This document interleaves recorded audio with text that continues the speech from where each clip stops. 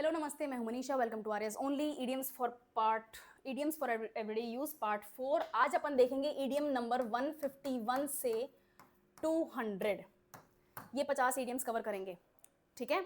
200 idioms हो जाएंगे, इसके बाद में 100 इडियम्स और है। मैं सेपरेटली क्लासेस में सिखा रही हूँ सो दैट आपको समझना आसान हो, उनका यूज करना आपको पता चल जाए कैसे करते हैं। अ leopard can't change it's spots, मतलब लोग अपनी जो बेसिक नेचर है उसको नहीं बदल सकते। इसका एक और तरीका है लिखने का, poisonous toadstools do not change their spots. Same चीज पॉइजनस टोडस्टूल्स के साथ में आएगी। ये आपको हैरी पॉटर नॉवल में देखने को मिलेगा, क्योंकि ये कल्चरली इतना रेलिवेंट है फैंटेसी सीरीज अब कि ये रेगुलर लेटेस्ट जो मॉडर्न इंग्लिश है उसमें यूज करने लग गए हैं लोग। इसके अलावा ये तो हैं आपके इडियम्स, इसके अलावा एक प्रोवर्ब है। इडियम क्या होते हैं? मुहावरे। प्रोवर्ब क्या होता है? लोकोक्तियां, है ना, कहावत। ओके, प्रोवर्ब है नेचर नेवर डाइज। ये मेरे पापा बहुत यूज करते हैं, स्पेशली जब किसी के बारे में बताना होता है ना कि यार वो विश्वास के पात्र नहीं है। क्यों? बिकॉज नेचर नेवर डाइज, उन्होंने पहले भी धोखा दिया हुआ है, व्हाटएवर टॉपिक इज देयर। तो ये आपका प्रोवर्ब है। अ leopard can't change it's spots, मतलब आप अपनी बेसिक नेचर लेपर्ड के ऊपर क्या होते हैं? डार्क स्पॉट्स होते हैं, है ना। गुड। तो लेपर्ड अपने स्पॉट्स को नहीं चेंज कर सकता, यानी कि कोई भी इंसान, कोई भी व्यक्ति, कोई भी मनुष्य अपनी बेसिक नेचर को नहीं बदल सकता। फिर है बाइट योर टंग। अगर आप अपनी जबान को चबा लेंगे तो बोल नहीं पाएंगे। इसका मतलब यही है, you can not speak freely, ठीक है ना। आप नहीं बता सकते, आप बोल नहीं सकते, यानी कि इसको एक और तरीके से यूज किया जा सकता है, cat got your tongue.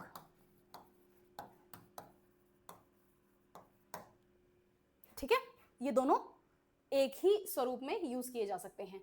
Cot between a rock and a hard place. Cot between a rock and a hard place, दो मुश्किल सिचुएशंस के बीच में फंस गए हैं, चूज आपको कोई एक को करना है। आइदर दिस प्रॉब्लम और दैट प्रॉब्लम, एक चूज करना पड़ेगा। You are caught between a rock and a hard place, ठीक है। एक तरफ पाकिस्तान, एक तरफ China, you are caught between a rock and a hard place. ओ, ठीक है। फिर है डोंट होल्ड योर ब्रेथ, मतलब इंतजार मत करो कि ऐसा होगा, हो सकता है ना भी हो, ठीक है। डोंट एक्सपेक्ट समथिंग सून, ऐसा होगा and I am just waiting patiently, लेकिन जरूरी नहीं है ऐसा हो, so don't hold your breath. Okay. फिर है Elvis has left the building. Elvis, Elvis Presley नाम के एक पॉप स्टार हुआ करते थे अमेरिका में। 60s 70s की बात है, and he was a legend unto himself. जैसे माइकल जैक्सन है ना, जैसे इंडिया में AR रहमान है, ठीक है, और इस वक्त अरिजीत सिंह है when it comes to singing, है ना। और हमारे टाइम में कुमार सानू और वो सब हुआ करते थे, शान वगैरह। ये इतने मतलब भयंकर पॉपुलर नेम्स नहीं है जैसे एल्विस प्रेस्ली है, बट एक कल्चरल फिनोमिना है, जैसे आजकल टेलर स्विफ्ट है, ठीक है। तो ये जब कल्चरल फिनोमिना की बात हुई ना, तो एल्विस प्रेस्ली सबसे बड़े स्टार्स में से एक है। जैसे बॉब मार्ले हैं, ओके, ये मैं सिंगर्स के, म्यूजिशियंस के इनके नाम यूज कर रही हूँ, अगर आपको नहीं पता है तो कोई बात नहीं। एल्विस प्रेस्ली एक singer, musician, lyricist, song writer, ये सब कुछ काम करते थे वो, and he was a legend. वो व्हाइट कलर के एक्स्ट्रॉर्डनरी लाउड कपड़े पहनते थे, ठीक है ना, उनके ऊपर कभी कभी लाइट भी जलती थी, ऐसे स्ट्रेट बाल रखते थे, बड़ा सा चश्मा लगाते थे। नहीं, ही was a very handsome man, very beautiful man, ठीक है। तो एल्विस प्रेस्ली एक फिनोमिना थे, और जब वो कुछ करते थे तो वो नेशनल न्यूज़ होती थी। उन्होंने अपने बिल्डिंग से बाहर निकल के अगर हाई कर दिया ना, तो it use to be covered in national news, national media उसको कवर करता था। तो सोच के देखो कि अगर वो किसी बिल्डिंग से निकल रहे होंगे तो क्या कवरेज होगी, ठीक है। तो इवेंट जो है, एल्विस प्रेस्ली को एक इवेंट की तरह देखा गया है यहाँ पे, और उस टाइम भी और आज भी आपको एल्विस प्रेस्ली के दीवाने मिल जाएंगे अमेरिका में। तो Elvis is left the building, मतलब the event is over. Elvis उस बिल्डिंग में थे, जो काम करने आए थे कर लिया, अब वो बिल्डिंग से निकल चुके हैं, मतलब जो इतना इंपॉर्टेंट काम जो एल्विस प्रेस्ली करने वाले थे वो काम कंप्लीट हो चुका है। फिर है फूल्स गोल्ड। फूल्स गोल्ड का मतलब होता है कुछ इतना वर्थलेस जिसको आप वर्थ दे रहे हैं, जिसको आप इंपॉर्टेंट समझ रहे हैं, है ना। फूल मतलब बेवकूफ, है ना, नादान, है ना, भोले भोले लोग, ठीक है। तो गोल्ड क्या होता है? बहुत प्रेशियस होता है, बहुत वैल्यूएबल होता है। लेकिन कोई बेवकूफ इंसान के लिए गोल्ड की वैल्यू क्या है उसको क्या पता। तो उसको कोई फालतू चीज भी गोल्ड की तरह वैल्यूएबल लग सकती है, उसके लिए आएगा fool's gold, something worthless that appears valuable, this investment will prove to be your fool's gold. ठीक है, फिर है आपका गो बनानास। गो बनानास का मतलब होता है टू गो क्रेजी, है ना, एक्साइटमेंट में, इतना ज्यादा एक्साइटमेंट है, इतना ज्यादा खुशी है किसी काम के होने की या करने की, that you have gone crazy, है ना, you have gone bananas. The kids went bananas at the party. Okay, hit the jackpot का मतलब होता है, जैकपॉट क्या होता है, एक जुआ होता है, कसिनोज में मिलता है, और ऐसी एक स्टॉल सी मशीन होती है, उसके अंदर आप कॉइन्स डालो या फिर नोट डालने पड़ते हैं, और एक ऐसा लेवर होता है, लेवर को नीचे करते हैं तो वो जैकपॉट जो नंबर्स है ना वो रोटेट करते हैं, और लास्ट में अगर सारे नंबर्स एक होते हैं ना, सेम फोटो वाला नंबर होता है उसमें जैकपॉट लिखा हुआ होता है, अगर सारे नंबर्स 3 या 4 का स्लॉट होता है वो सारे एक जैसे अगर होते हैं ना तो वो जैकपॉट होता है। तो if you have hit the jackpot you have one $1 million। अलग अलग मशीन्स में अलग अलग आपका विन अमाउंट तय होता है, but this is what it is all about. तो अगर आपने कोई जैकपॉट हिट कर दिया है मतलब आप बहुत एक्सट्रीम सक्सेस को पा चुके हैं, आपको जो सक्सेस आपको चाहिए थी ना वो आपको मिल गई, जिस काम से जो चाहिए था आपको वो हासिल हो गया, तो you have hit the jackpot. फिर है in the bag. In the bag का मतलब होता है certain to succeed, excuse me, certain to succeed, कि ये काम तो this contract is in my bag, this contract is in my bag, ये काम तो मेरा ही है, ये तो मैं ही करने वाला हूँ, इट्स ऑलरेडी डिसाइडेड वाली बात है। ठीक है, उसके बाद में आपका है जंप शिप। जंप शिप का मतलब आप किसी शिप पर हैं, जहाज पर हैं, तो आप कब जंप करेंगे उससे, जब आप पीछे छोड़ रहे होंगे किसी को, है ना। तो आप जंप कब करेंगे, जब आप बहुत बड़ी प्रॉब्लम फेस करने वाले हैं, आपको पता चल रहा है कि अगर मैं इस शिप में रहा तो अब ये आगे शिप डूबने वाली है, मुझे लेके डूबेगी because of the vacuum effect of the water, तो मैं पहले ही जंप कर दूं ताकि मैं बच जाऊं। आप किसी चीज को अबेंडन कर रहे हैं, छोड़ रहे हैं ज्यादा बड़ी मुसीबत से बचने के लिए। Many employees jump ship after the scandal, है ना, स्कैंडल हिट हो गया है, न्यूज में आना शुरू हो गया है, बहुत से एम्प्लॉयज छोड़ के कंपनी को भाग चुके हैं क्योंकि उनको पता है कि अब ये स्कैंडल इस कंपनी का क्या हाल करेगा, बैंकरप्ट होएगी, हम हमारा सेविंग निकाल के भाग जाएं। ठीक है, फिर है आपका keep your powder dry. Powder को ड्राई रखना जरूरी है, वरना पाउडर को अगर आप पानी लग जाएगा तो it will be a slurry and it will be wasteful. तो आपको be prepare, you are suppose to be prepared. Save your energy, keep your powder dry for later, बाद में यूज करने के लिए। ओके, लिटिल मीनिंग नहीं use होता है आपका, ईडियम को हमेशा अपन फिगरेटिवली ही यूज करते हैं। फिर है let your hair down, relax and enjoy, relax and enjoy, to let your hair down. ठीक है, ये जनरली पार्टीज के लिए होता है और विमेन के लिए यूज होता है। फिर है मेथड टू माई मेडनेस, मतलब जो आपको मेरा काम पागलपन लग रहा है ना, उसके पीछे बहुत सोचे समझे स्टेप्स हैं जो मैं यूज कर रहा हूं या कर रही हूं, वो पागलपन नहीं है। There is a logical reasoning to something that looks chaotic. ठीक है, जो आपको कंफ्यूजन लग रहा है, जो आपको पागलपन लग रहा है, उसके पीछे लॉजिकल रीजन है, there is a method to my madness. फिर है नो डाइस। नो डाइस का मतलब होता है नो चांस। ठीक है, आप डाइस थ्रो करेंगे तो 6 में से एक कोई आने का चांस है, 6 साइड्स होते हैं डाइस के, राइट, कोई एक चांस आने का आपके पास में मौका हो सकता है, क्या कहते हैं उसको, प्रोबेबिलिटी हो सकती है। ठीक है, लेकिन आप डाइस थ्रो ही नहीं करेंगे तो कोई चांस ही नहीं है, नो डाइस नो चांस। उसके बाद में है out on a limb. Out on a limb का मतलब होता है जो भी रिस्की पोजीशन थी, जो भी रिस्की सिचुएशन थी, अब मैं उसके अंदर हूं। ठीक है, इसको और तरीके से भी यूज कर सकते हैं, वो इन अ पिकल, PICKLE, बहुत ही गंदे तरीके से लिखा है मैंने, आई डोंट नो, मेरे को रिस्ट का दर्द अभी ठीक हुआ नहीं है, PICKLE, इन अ पिकल, यानी कि in a problematic situation, in a risky situation, supporting that idea puts me out on a limb. उसके बाद में है पास द बक। पास द बक, बक क्या होता है, पैसे को बोलते हैं, रिस्पॉन्सिबिलिटी को बोलते हैं। मनी क्या होता है, घर में सबसे ज्यादा, सॉरी, घर पे पैसों की रिस्पॉन्सिबिलिटी किसकी है, अगर उन्होंने अपनी रिस्पॉन्सिबिलिटी शिफ्ट कर दी, पैसे ही शिफ्ट कर दिए, तो they are free from all responsibilities. Pass the buck का मतलब होता है कि आपने अपनी रिस्पॉन्सिबिलिटी किसी और के ऊपर डाल दी। ओके, उसके बाद में है put the pedal to the metal. गाड़ी को तेज चलाने के लिए अपन एक्सेलरेटर के पेडल के ऊपर पैर रखते हैं, उसको प्रेस करते हैं, लिटरली इसका यही मीनिंग होता है, we need to put the pedal to the metal to finish. Project है, डेडलाइन आ रही है और अभी तक मस्ती कर रहे हैं, तो टीम के किसी एक मेंबर ने, जो समझदार मेंबर है, उसने बोला we need to put the metal to the metal, pedal to the metal, otherwise project complete नहीं होगा, otherwise the work will not be finished on time. We will miss the deadline, we will be punished later, बहुत सारी चीज़ें हो सकती हैं। उसके बाद में है राइड शॉटगन। गाड़ी है, गाड़ी पीछे तो फुल सीट होती हैं, आगे 2 सीट्स होती हैं, 2, ठीक है, ड्राइवर, पैसेंजर। इस पैसेंजर वाली सीट को बोलते हैं शॉटगन, और ये गाड़ी के लिए ही यूज होता है। जैसे I called ice, I will be riding shotgun, ठीक है ना। इसका मतलब ड्राइवर के बगल वाली सीट के ऊपर मैं बैठने वाली हूँ। Okay, good. Saved by the bell, saved by the bell का मतलब होता है आखिरी मोमेंट पे आके कोई मुझे अगर बचा ले, मैं बहुत भयंकर प्रॉब्लम में फंसने वाली हूँ, मैंने कोई गड़बड़ कर दी है, कोई गलत काम कर दिया है और मुझसे पूछा-पाछी हो रही है, और बस वो सवाल पूछने वाले हैं जिसका जवाब देते समय मैं पकड़ी जाऊंगी कि ये मैंने गलती की थी, और उसी वक्त कोई फ़ोन आ जाता है, उसी वक्त कोई मेरे को आवाज़ लगा देता है, उसी वक्त मेरा पेट मेरे पास आके खेलने लग जाता है, जो भी है, तो मैं उधर जल्दी से इन्वॉल्व हो जाऊंगी सो दैट मुझे उस क्वेश्चन का जवाब ना देना पड़े। I got saved by the bell, literally भी हो सकती है बेल, या फिर फिगरेटिव भी हो सकती है, ठीक है। फिर है skeleton in the closet. Skeleton क्या होता है?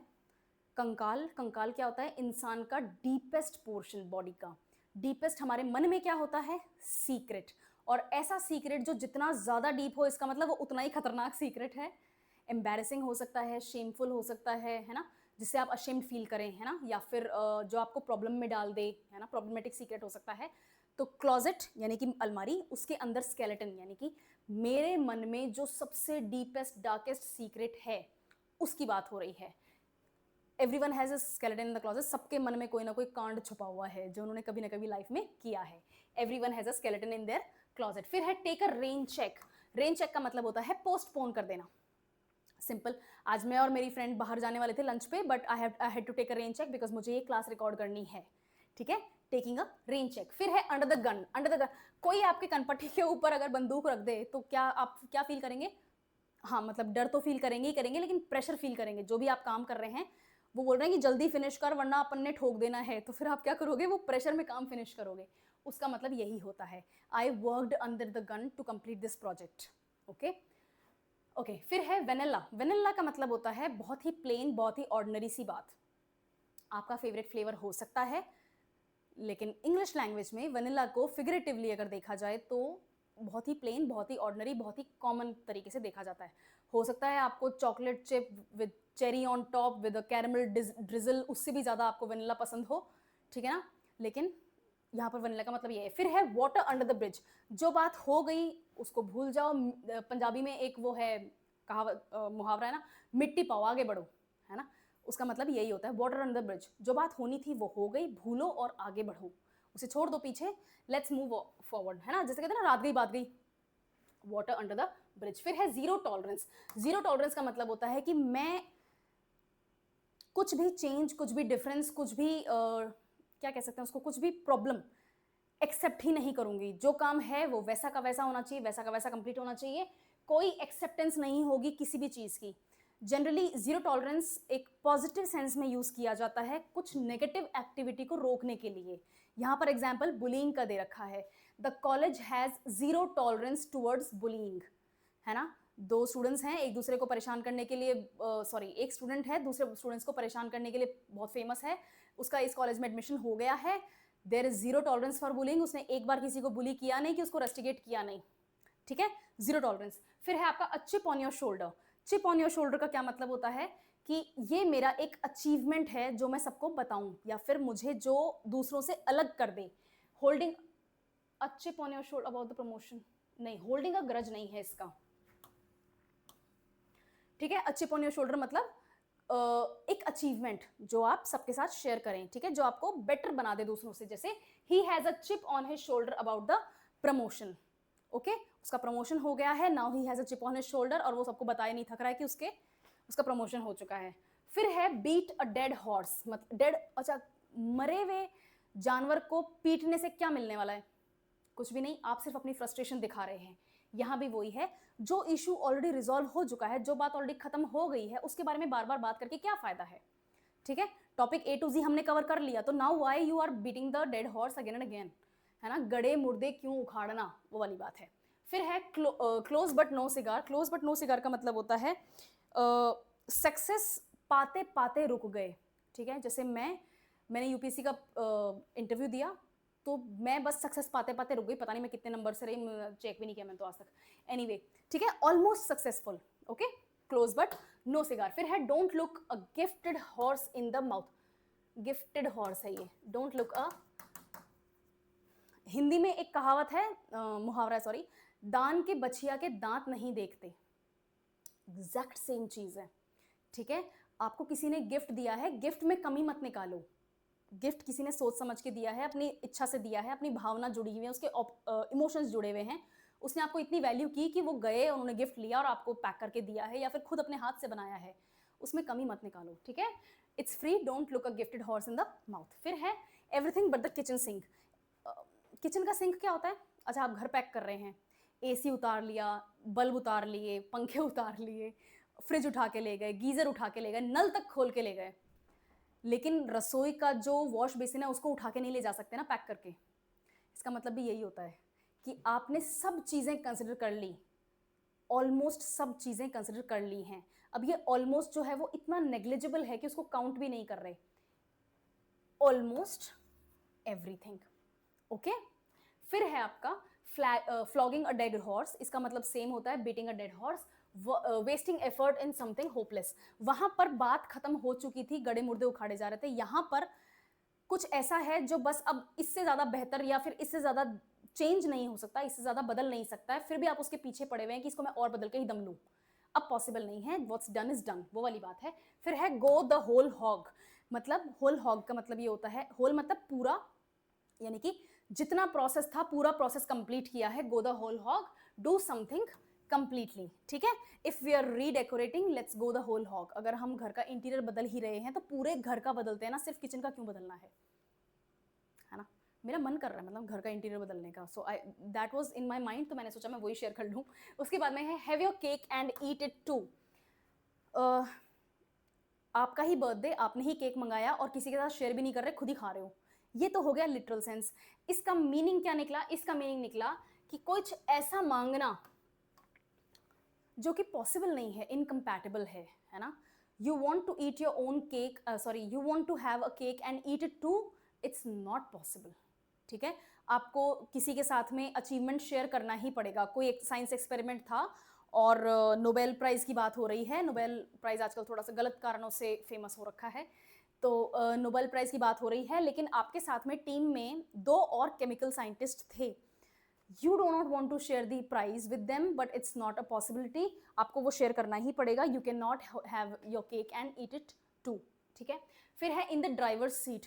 गाड़ी का ड्राइवर जो होता है, गाड़ी का कंट्रोल उसी ड्राइवर के हाथ में होता है, एग्जैक्टली exactly. इसका मतलब भी वही होता है, I am in the driver seat when it comes to this project, okay, ठीक है। किक अप योर हील्स का मतलब होता है, हील्स कब पहनते हैं? अगर आप काम करने जाते हैं और हील्स पहनते हैं तो क्यों अपने पैरों से इतनी नफरत करते हैं? पहली बात तो हील्स रोज नहीं पहननी चाहिए, कभी कभी पहननी चाहिए, लेकिन जब आप पहनते हैं तो हील्स पहनने के लिए आपको एक अच्छे मूड की, एक फन मूड की जरूरत होती है, क्योंकि आप पार्टी करना चाहते हैं, कुछ एक्साइटिंग करना चाहते हैं, डिफरेंट करना चाहते हैं, ठीक है। तो किक अप द हील्स का मतलब यही होता है कि अब आप फन करना चाहते हैं, ओके। मैं तो हील्स एटलीस्ट तभी पहनती हूँ। फिर होता है lose your marbles. Lose your marbles का मतलब होता है टू गो क्रेजी और टू गो इनसेन, है ना। वो पगला गए हैं, he has lost all his marbles, he is talking rubbish, okay. Mum's the word, mum का मतलब होता है, यहां पर मम का मतलब मदर नहीं है, माँ की बात नहीं हो रही, मम का मतलब होता है, ठीक है, ओके। उसके बाद में है not the sharpest tool in the shade.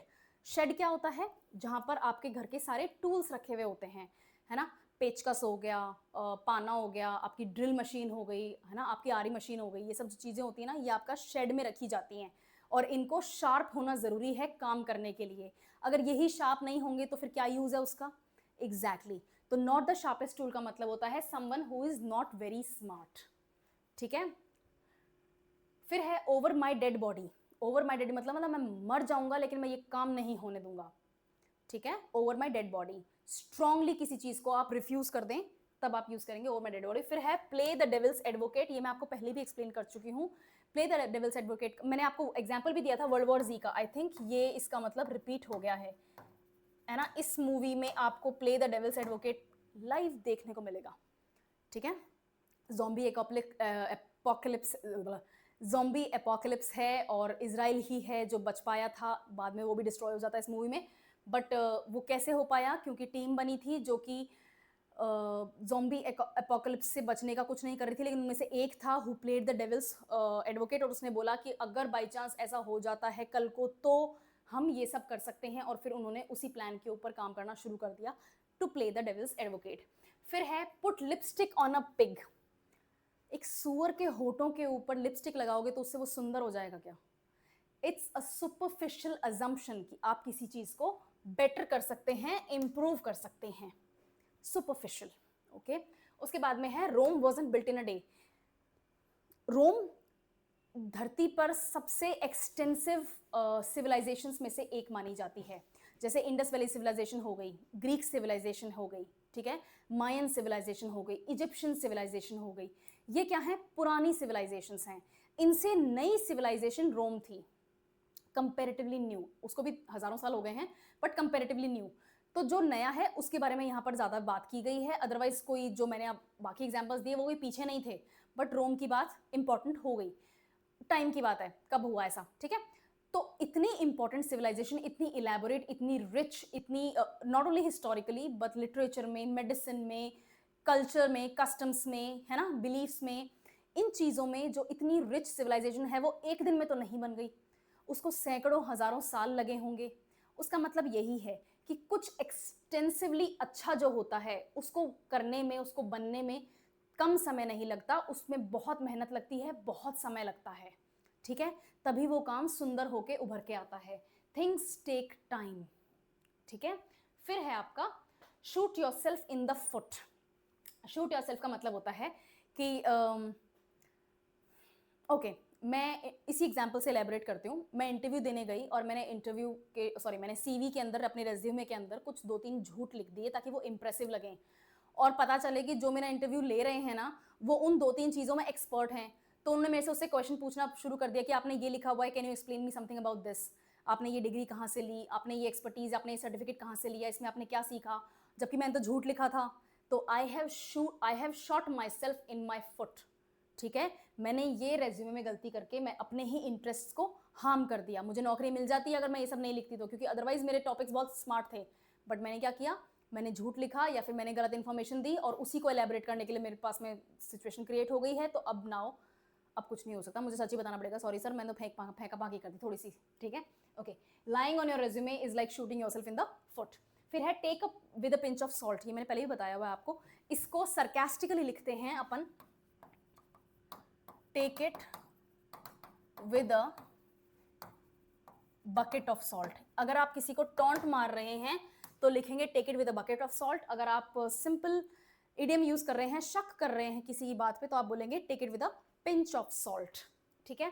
फिर है the pot calling the kettle black. एक निहायती करप्ट और घटिया सोच रखने वाले लोग जब किसी छोटे मोटे चोर चक्के के ऊपर बोलते हैं कि तुम्हारे कारण समाज बर्बाद हो रहा है, तो it's like a pot calling the kettle black, ठीक है।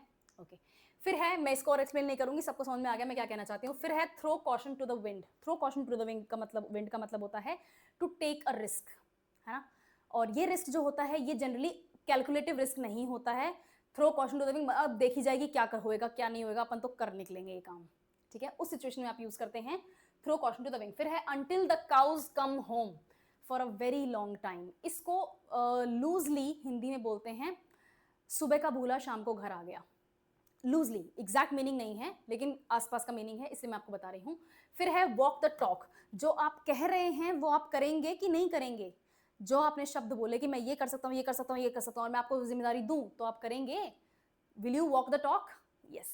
फिर वो यहाँ पर वही यूज होता है, leaders need to walk the talk. Leaders के अंदर पॉलिटिशियन लिखते हैं यहाँ पे अपन। I am just feeling a little naughty. Politicians need to walk the talk, ठीक है। Okay, we could agree on, ठीक है, ओके। फिर उसके बाद में है you are what you eat. आप जो खाते हैं आप वैसे ही हो जाते हैं जनरली। आई थिंक मैंने प्रेमानंद जी महाराज थे, किसका प्रवचन था मैंने वहाँ सुना था, तो या शायद सदगुरु का था। सदगुरु के तो बहुत इंटेलिजेंट भी होते हैं, कभी कभी तो he also shoots himself in the mouth. Anyway, इंसान है, गलती हो जाती है वाली बात है, ठीक है। तो वो उन्होंने बोला था you are what you eat, है ना। इसके ऊपर काफ़ी साइंटिफिक थ्योरीज भी बिल्ड हुई हुई हैं, सही है या नहीं है, I will not go into the detail, लेकिन जो आप खाते हैं आप वैसे ही बन जाते हैं, वो वाली ही बात है, ठीक है। I will not elaborate more, you all are intelligent, आपको पता ही क्या हो रहा है यहाँ पे। आप अच्छा खाना खाएंगे, साफ सुथरा हरा खाना खाएंगे, फ्रेश खाना खाएंगे तो आप अच्छा रहेंगे, आपकी हेल्थ भी अच्छी रहेगी, आप फ्रेश फील करेंगे, सब कुछ आपका डाइजेशन वगैरह सब ठीक रहेगा, वो सब भी है। फिर है zip your lip, again mum's the word, इसका दूसरा रूप अपन ने थोड़ी देर पहले पढ़ा था,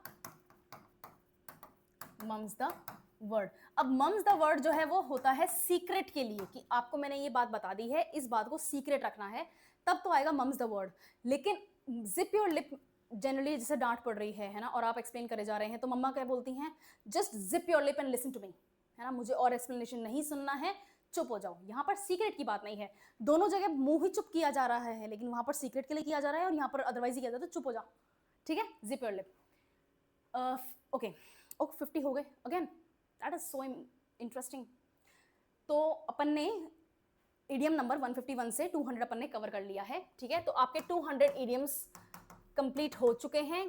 प्लीज टेल मी कि आप लोग अपनी एक नोटबुक मेंटेन कर रहे हैं इन सभी इडियम्स के, जो मैंने एग्जांपल्स लिखे हैं वो नहीं, जो मैंने एग्जांपल्स बताए वो नहीं, आप अपने खुद के एग्जांपल्स क्रिएट करके इनको यूज करेंगे, ठीक है, जरूर करना है। कहाँ से सीखना है ये सब मैं आपको ऑलरेडी बता चुकी हूँ। एंटरटेनमेंट से बहुत अच्छा सीखने का मौका मिल जाता है। If you have an eidetic memory जैसे मेरी है, तो एंटरटेनमेंट आपको याद रखेगा, एंटरटेनमेंट से आपको चीज़ें याद रहेंगी, आपको इवेंट याद रहेगा, आपको मीनिंग याद रहेगा, आपको उसका प्लेसमेंट याद रहेगा, यूजेज याद रहेगा, ठीक है। If you think this is very distracting for you, आप न्यूज़पेपर्स में देख सकते हैं, जो मैगजीन्स होती हैं, कॉमिक्स होती हैं, उनमें देख सकते हैं, वहाँ से भी आपको सीखने को मिल सकती हैं। रिविजन इज की, आपको रिविजन नहीं छोड़ना है, वो तभी पॉसिबल है जब आप नोटबुक में उनको नोट करेंगे। I see you in the next class, ठीक है। लेट मी थिंक कि अब अपन क्या देखें। चलो, थैंक यू।